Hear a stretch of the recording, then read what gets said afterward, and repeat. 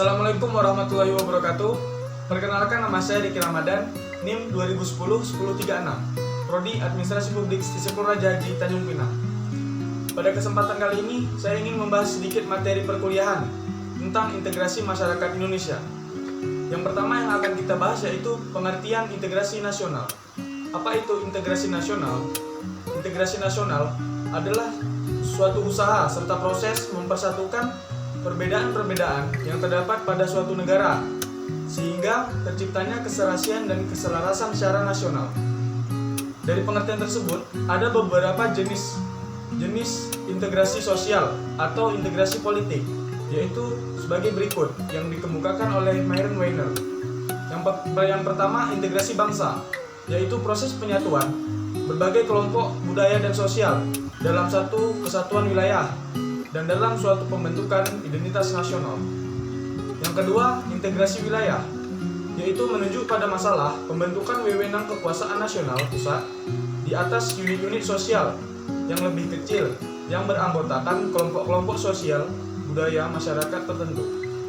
Yang ketiga, ada integrasi nilai, yaitu menunjuk pada adanya konsensus terhadap nilai yang minimum yang diperlukan dalam memelihara tertib sosial. Yang keempat, ada integrasi elit massa, yaitu menunjuk pada masalah penghubung antara pemerintah dengan yang diperintah, mendekatkan perbedaan-perbedaan mengenai aspirasi dan nilai pada kelompok, elit, dan massa.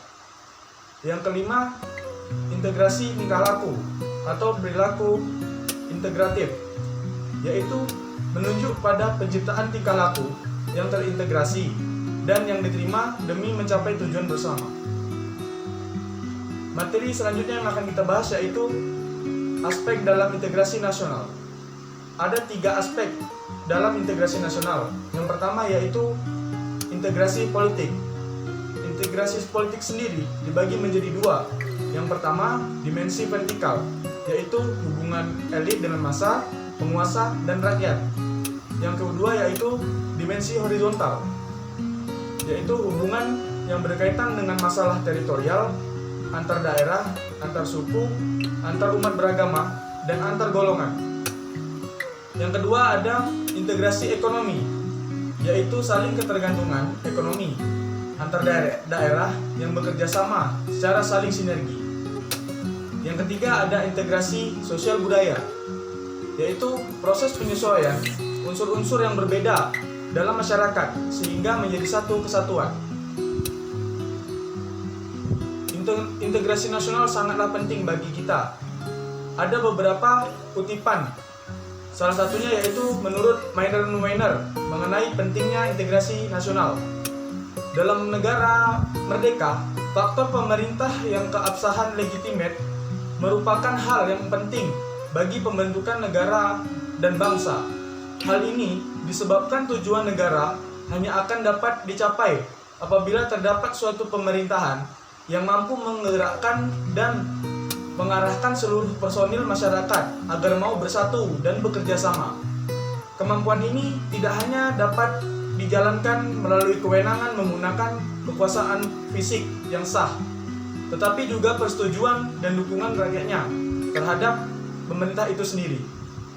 Jadi diperlukan hubungan yang ideal antara pemerintah dengan rakyatnya sesuai dengan sistem nilai dan politik yang disepakati. Hal demikian memerlukan integrasi politik. Materi selanjutnya yang akan kita bahas yaitu faktor-faktor yang menentukan tingkat integrasi suatu negara.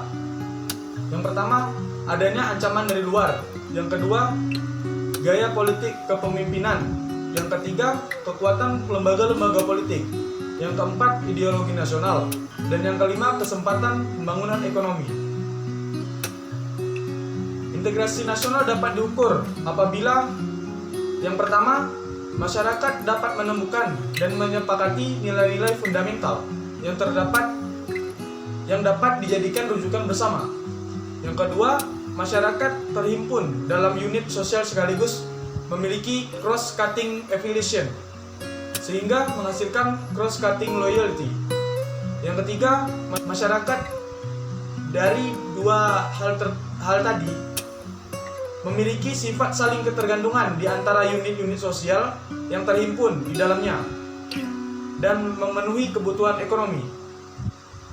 Integrasi nasional sangat diperlukan guna membangkitkan kesadaran akan identitas bersama, menguatkan identitas nasional, dan membangun persatuan bangsa. Mungkin itu saja yang dapat saya sampaikan. Terlebih terkurang, saya mohon maaf yang sebesar-besarnya. Saya akhiri dengan wabillahi taufiq wal hidayah. Wassalamualaikum warahmatullahi wabarakatuh.